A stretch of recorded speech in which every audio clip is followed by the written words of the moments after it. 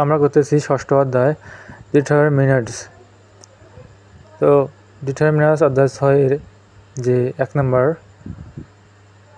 এখানে দেওয়া আছে যে প্রমাণ করতে বলছে কি 1 xyz, তারপর হলো y plus Z, Z plus X, X plus Y কী হয় 0 হয়। তো আমরা এই রাশিগুলো নিলাম।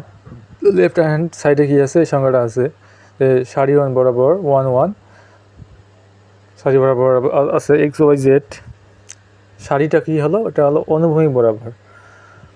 তো নিচে আছে কি Z plus Y plus Z, Z plus X, X plus Y. এখন যে এখানে তৃতীয় সারিটা আছে নিচের দিকে, এখানে বলা X plus Y plus Z, এটা কীভাবে আসলো? এটা হলো তৃতীয় সারি যোগ দ্বিতীয় সারি, যোগ করার পর এটা ওয়াই পেলাম, এটা সাজানোর পর এটা হয়। এরপর ওয়াই তৃতীয় সারি যোগ দ্বিতীয় সারি, তৃতীয় সারি যোগ দ্বিতীয় সারি, এক্স ওয়াই জেড, এখানে সাজায় পাই এক্স ওয়াই জেড তৃতীয় সারিতে। এখানে দেখো যে পাই এক্স ওয়াই জেড। তারপর হলো যে তারপরে যে 3 নম্বর সারি, যে 3 নম্বর রাশিটা, এটা দেখো যে এক্স ওয়াই জেড হলো, কারণ কি দ্বিতীয় সারি যোগ দ্বিতীয় সারি। তো এরপর আমরা দেখব যে কীভাবে এক্স ওয়াই জেড গেল। এটা গেল কীভাবে? আমরা জানি যে সারি মানে যে সারিটা আছে, সারিটা কি সামনে, এটা একটা কি রাশি নেওয়া যায়, যে এখানে এ নেওয়া যায়, সামনে নেওয়া যায়। নেওয়ার ফলে এখানে উপরে কী হলো, সারি বরাবর অনুভূমিক বরাবর কী হলো 1 হলো। আমরা জানি কি সারিতে কী থাকে, অনুভূমিক বরাবর থাকে। তো এই রাশিটাই মানে এই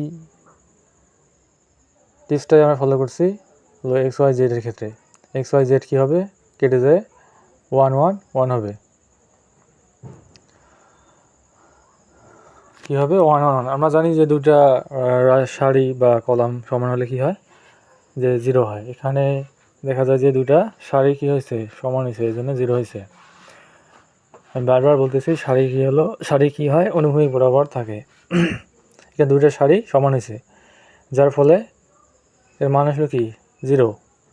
আমি আগে দেখাইছি এটা, যে দুটো সারি আর এখানে কি নিচে কি দুটো কলাম সমান হয়েছে, যার ফলে কি হয়েছে মান 0।